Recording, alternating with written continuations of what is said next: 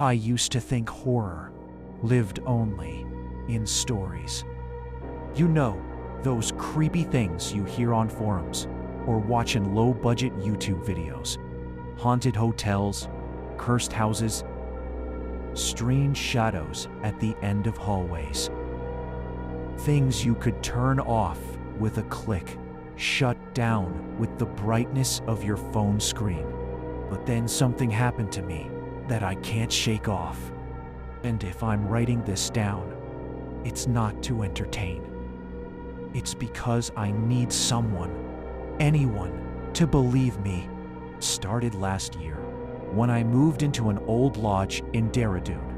I'd been freelancing for a few years, mostly from my laptop, and I wanted someplace cheap, but quiet, to work.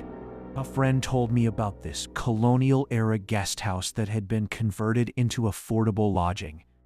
It wasn't listed on major booking sites. The owner only accepted payments in cash, which should have been my first red flag. But I brushed it off. The house was massive, 3 stories tall, faded yellow walls, with cracks running across them like veins, wooden floors that groaned under every step. The smell inside was odd, too, a mixture of damp wood and something faintly metallic. But the rooms were spacious, and for the price I couldn't complain. I checked into room 6 on the 2nd floor. The caretaker, a thin, soft-spoken man named Rajesh, gave me the key. The door was heavy, dark wood with peeling paint, and the number plate was hanging loose by 1 nail. Inside, the room was simple. A single bed with an iron frame, a wooden desk by the window, and an old almirah pushed against the far wall. The only strange thing was the mirror, an oval-shaped one fixed directly opposite the bed. Its frame was carved with odd floral patterns, and the glass had scratches, like someone had tried to wipe something off, but failed. Still, I was tired from the journey. I unpacked, worked a little on my laptop, and then collapsed into bed. That first night, I woke up around 3:15 a.m. Not because of noise. The silence was thick, almost suffocating. What woke me was the feeling of being watched. The mirror opposite me reflected the dim moonlight seeping through the curtains. For a second, I thought I saw someone standing behind me in the reflection. A blur, a shadow. When I sat up and looked around, the room was empty. I convinced myself it was my eyes playing tricks, travel fatigue. I pulled the blanket over myself and forced sleep. But the next morning, something made me pause. The almirah door was slightly open. I hadn't touched it. By the 3rd night, things escalated. I had been working late, headphones in, trying to finish a client project. Around 2 a.m., I removed the headphones and froze. There was a faint tapping sound, slow, deliberate. It wasn't random. 3 taps, pause, then 3 again. Was coming from the mirror. My throat went dry. I told myself maybe it was the window or some pipe in the wall. But when I leaned closer, I realized the sound wasn't echoing through the room. It was muffled, like it was inside the mirror. I pulled the blanket over the mirror that night. The caretaker, Rajesh, noticed my unease at breakfast. "Not sleeping well, sir?" he asked, his eyes darting up to meet mine for a second before shifting away. I wanted to ask him about the mirror, about the room. But something in his expression told me not to. Instead, I just nodded and said, a bit jet-lagged. That's when I saw it. On the notice board in the lobby, where check-in details were scribbled on slips of paper, there was no room 6 listed.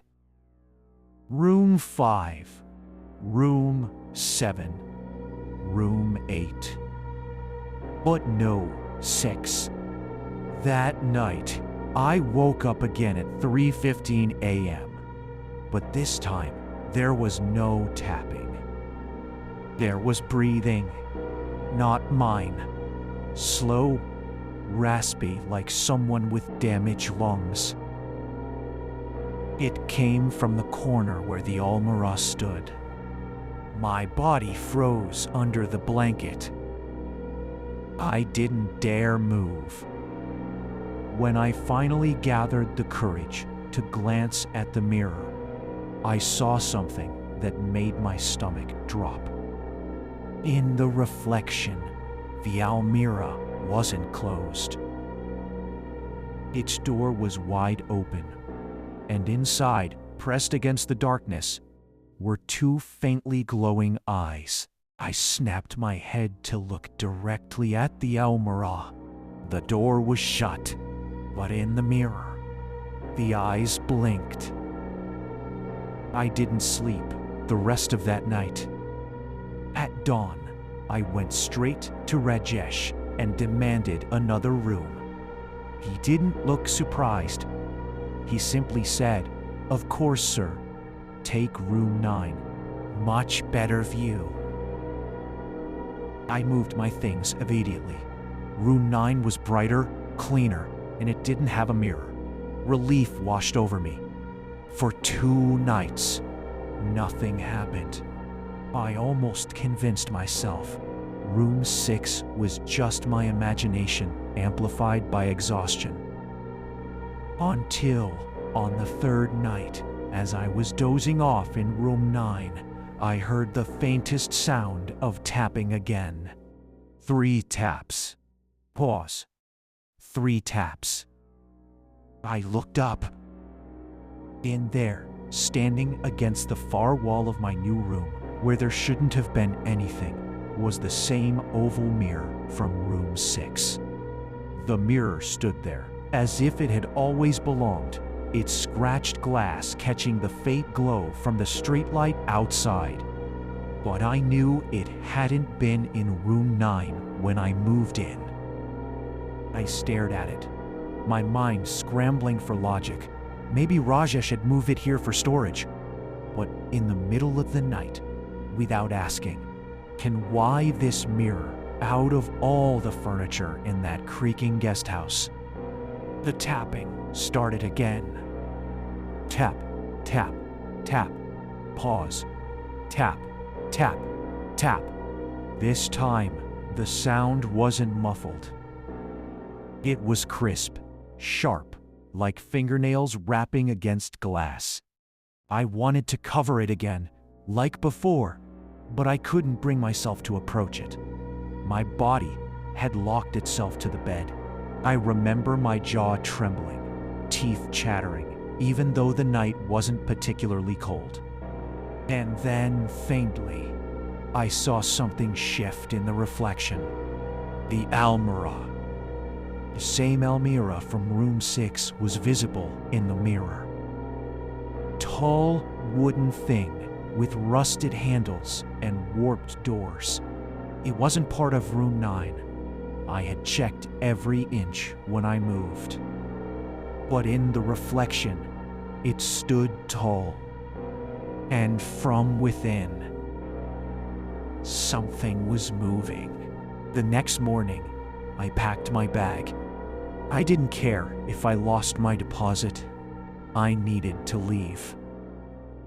When I went downstairs to the reception, I found the lobby empty. No Rajesh, no owner. Just silence. I tried the front door. It was bolted shut from outside. That's when I realized something that made my chest tighten. The notice board now listed room 6, and beneath it, my name was written in shaky letters. The day passed in a haze. I stayed in the common area, refusing to go back upstairs. I thought about climbing out a window, but the drop was too far, and every time I approached the frames, I got the feeling someone was watching me from the trees. By evening, I saw movement in the backyard. Rajesh was standing near the fence, his back turned. I rushed outside through the kitchen door and called his name. Didn't move. Rajesh, I shouted again. Slowly, he turned his head. His face was pale, his lips cracked, and his eyes, God, his eyes looked almost bruised. He gave me a weak smile and whispered something I'll never forget. You shouldn't have stayed in 6. Before I could ask, he collapsed. Just dropped to the ground, like a puppet with its strings cut. I ran to him, but when I touched his body, it was cold, not recently cold. It felt like he had been lying dead for hours.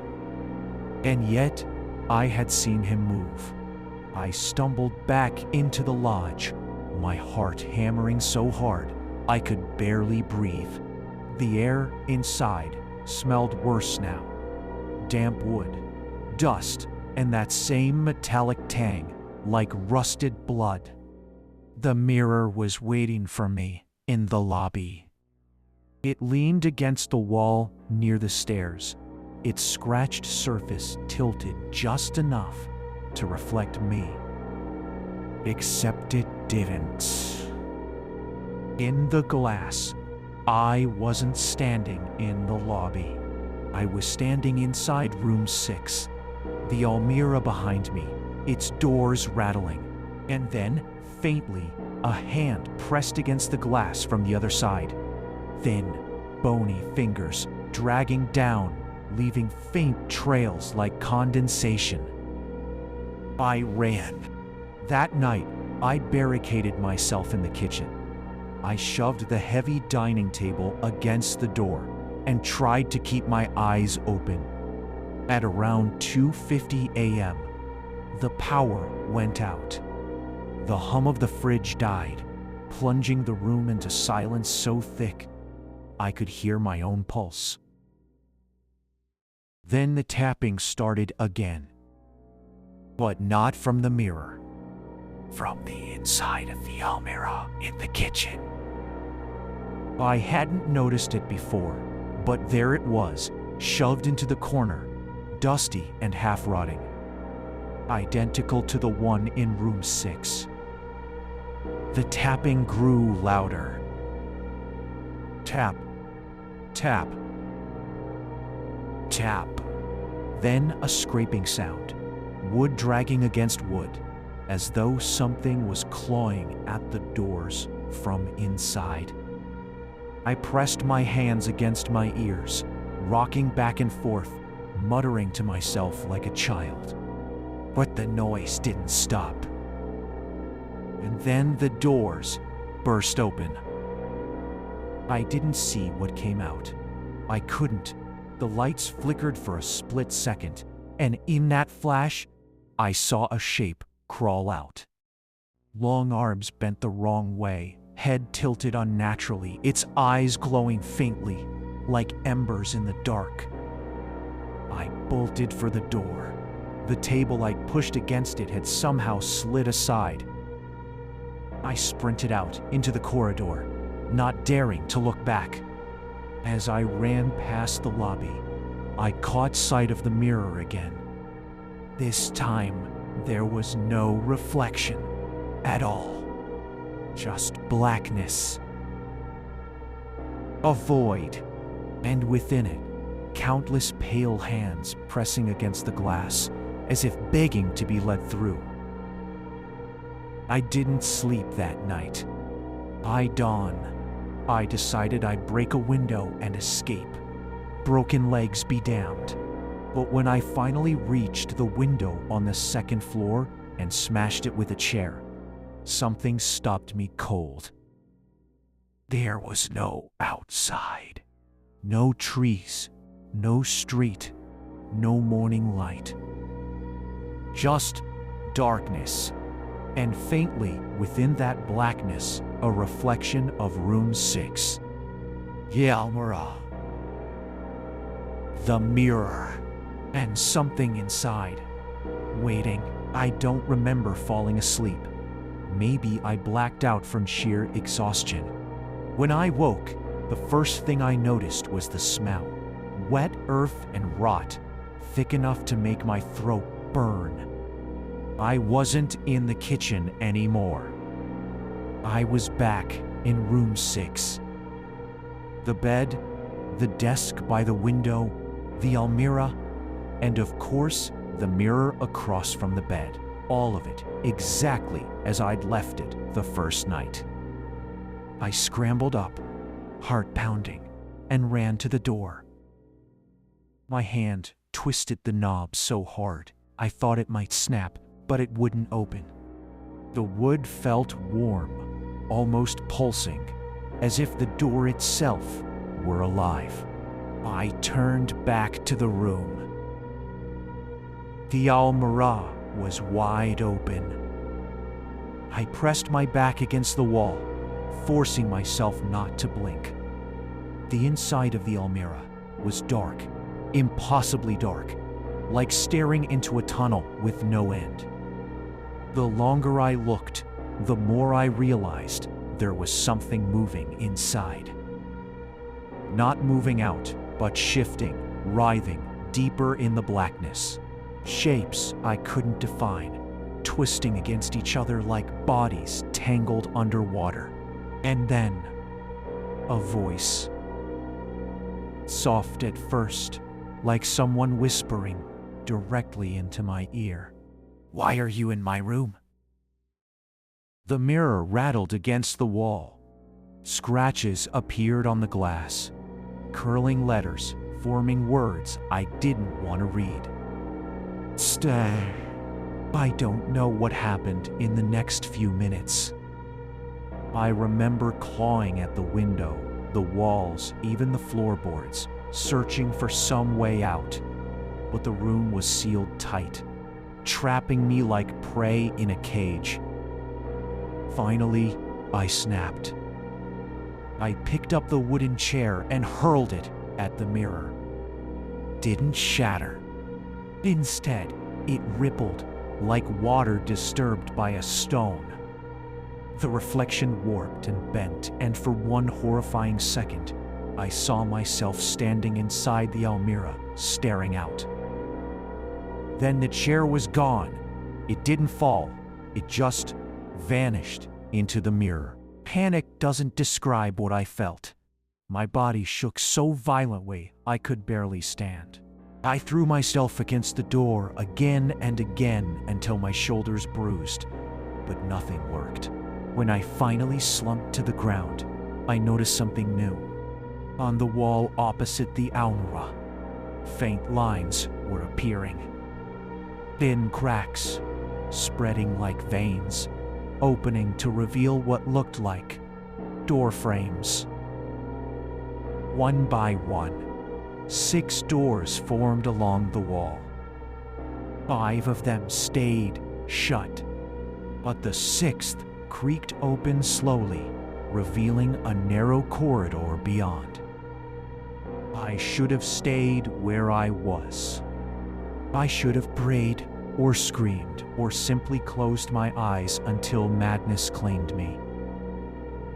But something compelled me to move. The corridor was lined with peeling wallpaper patterned with faded flowers. The air was damp and foul, like a cellar that had been sealed for years.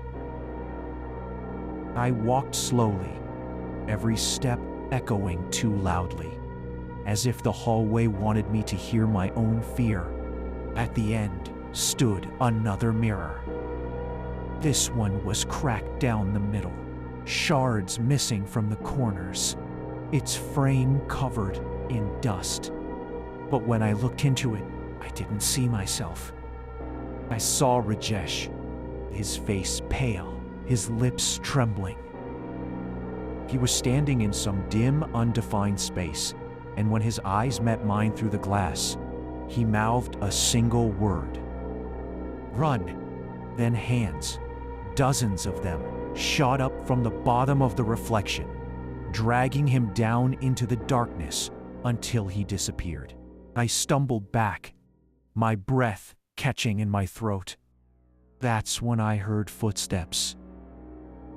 Slow, heavy, dragging. They were coming from behind me. I spun around, and at the far end of the corridor stood something that wasn't human. It was tall, its limbs unnaturally thin and long, its head tilted too far to the side, hanging almost off its shoulder.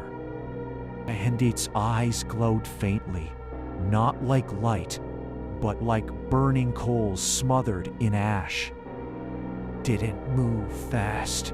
It didn't need to. Every step it took scraped against the wooden floor, and every scrape made the corridor grow narrower, the walls pressing in. I bolted for the door I'd come through, but it was gone. Sealed with wallpaper, no sign it had ever existed. The corridor shrank. The thing's body seemed to stretch to fill the space, its arms grazing the walls as if it were brushing against them deliberately. I screamed. Not words, just sound, raw and animal.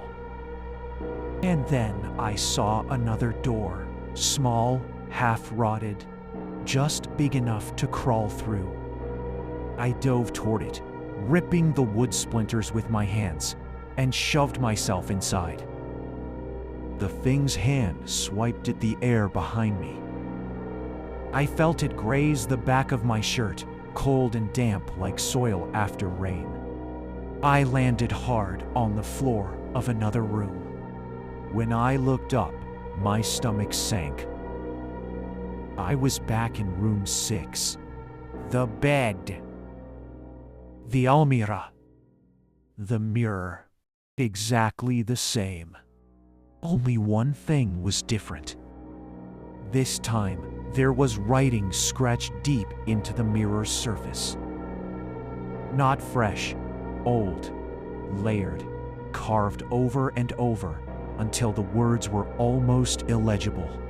But I could still read them. No one leaves 6. I don't know how much time passed after that.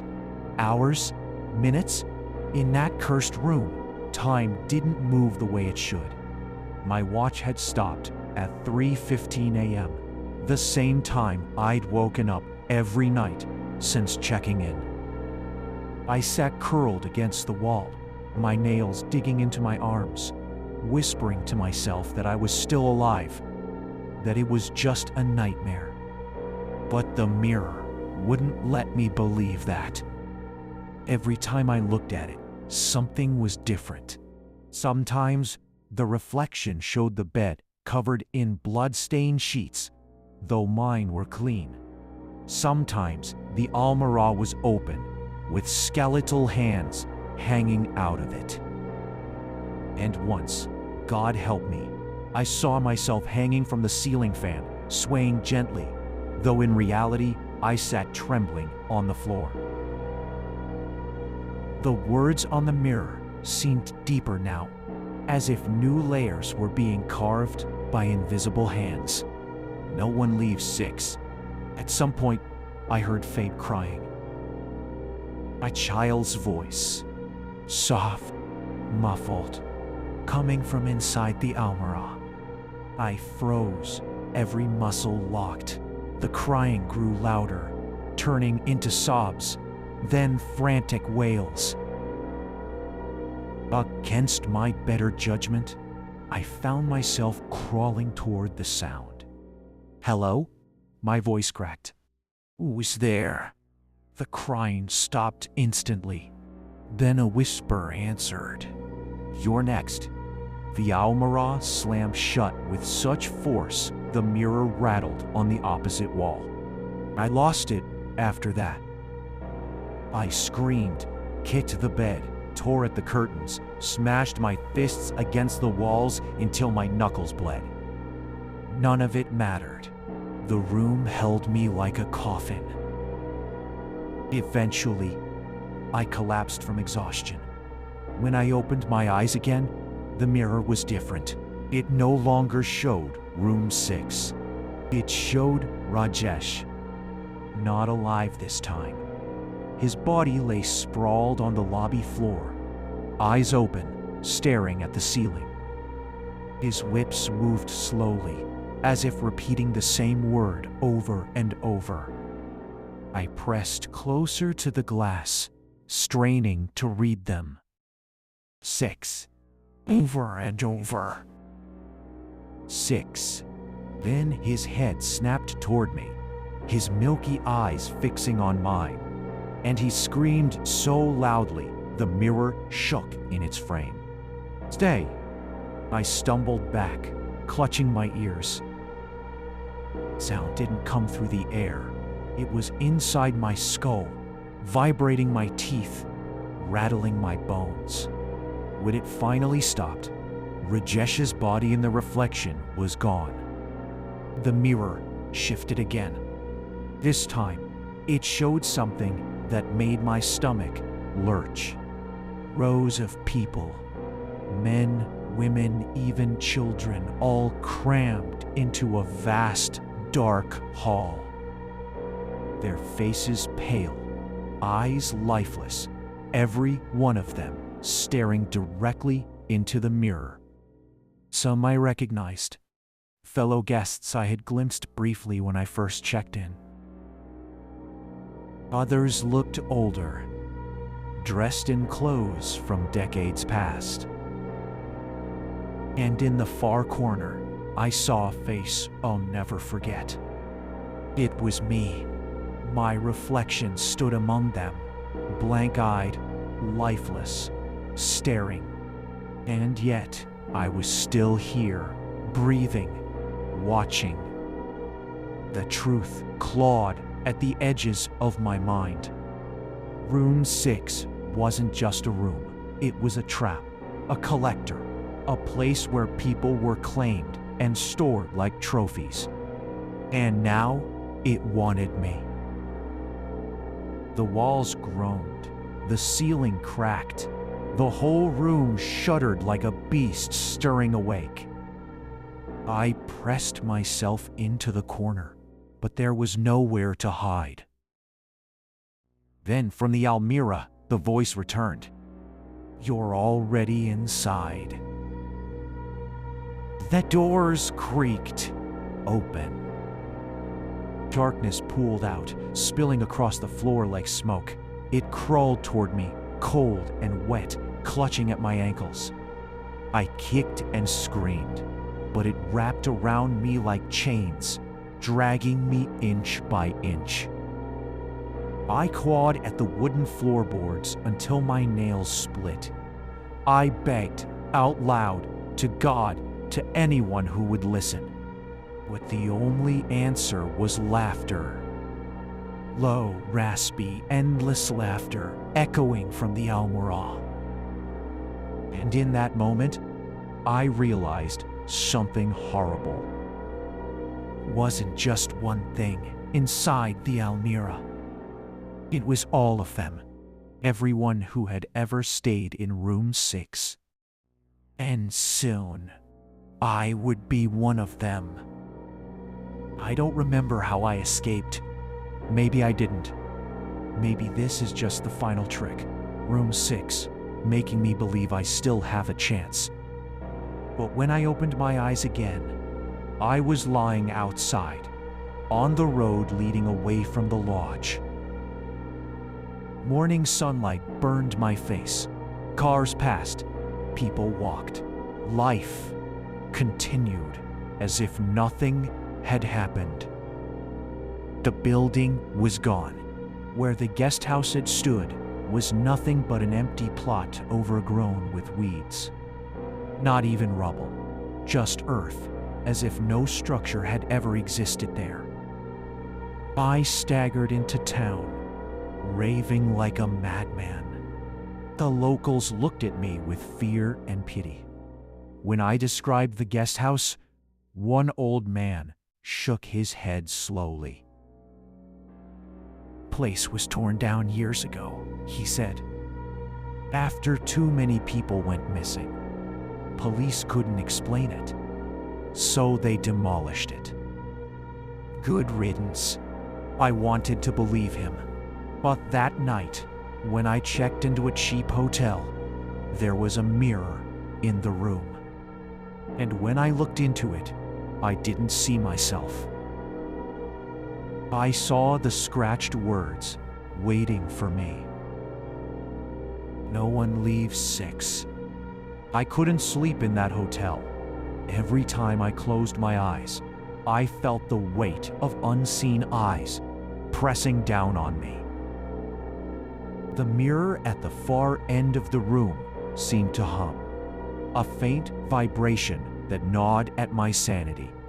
By midnight, I had covered it with a blanket. But the scratching started almost immediately, soft at first, then louder, until it sounded like dozens of fingernails clawing at the glass from the other side. I tore the blanket down in frustration. The words were there again. "No one leaves 6. Only this time, fresh lines appeared beneath them, carved so deep I swore I could smell burning wood. "We know where you are." I fled that night. Didn't even check out. I left my bag, my laptop, everything. I just ran, caught the first bus I could, and didn't stop until I was back in Delhi. I thought distance would save me. That if I just left Dehradun behind, the nightmare would stay buried there. But nightmares don't obey geography. First sign came 2 days later, while I was brushing my teeth. The bathroom mirror fogged up from the steam, and as I wiped it with my hand, words appeared slowly across the glass. 6 is everywhere. I dropped the brush, foam spilling down my chin, and stumbled out of the room. The second sign was worse. I was riding in the metro, packed between strangers. The glass window beside me caught my reflection. Except it wasn't my reflection. It was me, but standing in room 6 with the almirah yawning open behind me. My reflection pressed its palm against the glass, mouth moving silently. I strained to read the words. "You're already dead." I screamed, shoving away from the window, drawing stares from commuters. But when I looked again, it was just me. Sleep became impossible. Every night, at exactly 3:15 a.m., I would wake to tapping. It didn't matter where I was. My rented flat, a friend's house, even a cafe, when I tried to force myself awake through exhaustion. Always the same. Tap, tap, tap. Pause. Tap, tap, tap. And when I looked around, there was always a reflective surface nearby. A window, a spoon, a phone screen. And always faintly, room 6 would be there. I tried smashing them all. I broke every mirror, covered every shiny surface, even threw my phone into the river. But reflections don't need glass. They live in water, in shadows, even in the corners of your own eyes when you look too quickly.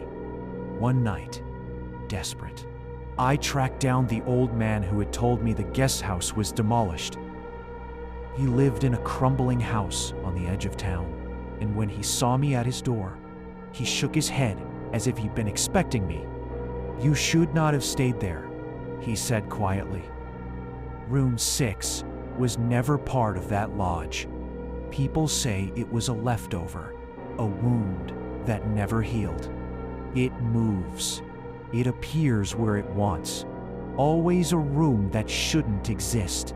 And once you enter, it doesn't let you go." I begged him for answers, for a way out. His eyes, roomy with age, filled with pity. "There is no out," he whispered. "You are already claimed. The room follows you now." He closed a door in my face. That was 3 months ago. Since then, I've noticed my reflection changing, slowly at first. Eyes a shade darker, posture a little slumped. But now, it doesn't match me at all. When I smile, it doesn't. When I blink, it stares. And sometimes, late at night, I see my reflection behind me, even when I'm not facing a mirror. I started hearing voices too. Not just at 3:15.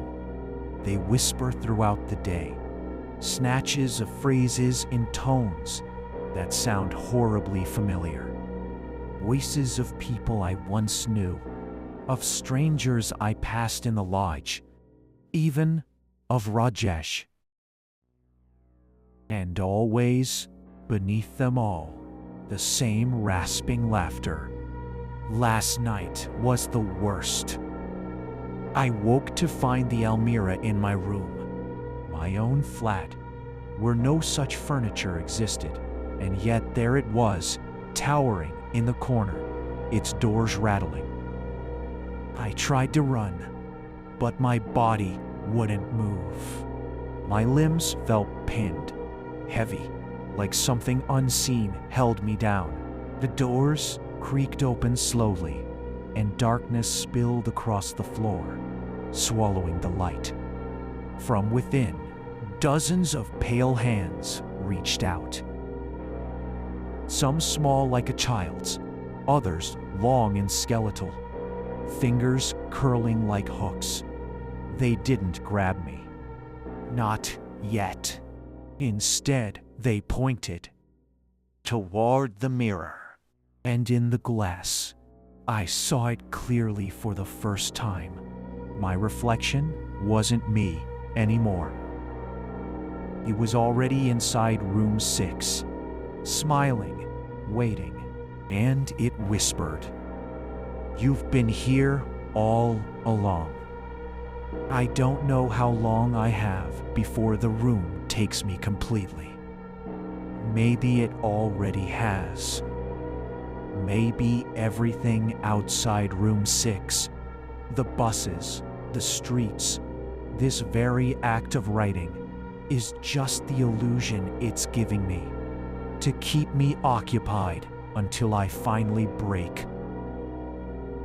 But if you're reading this, please listen carefully. If you ever find yourself in an old guest house and someone hands you a key with the number 6 scratched onto it, don't take it. Don't open the door. Don't even look inside. Because once room 6 notices you, it will never let you go.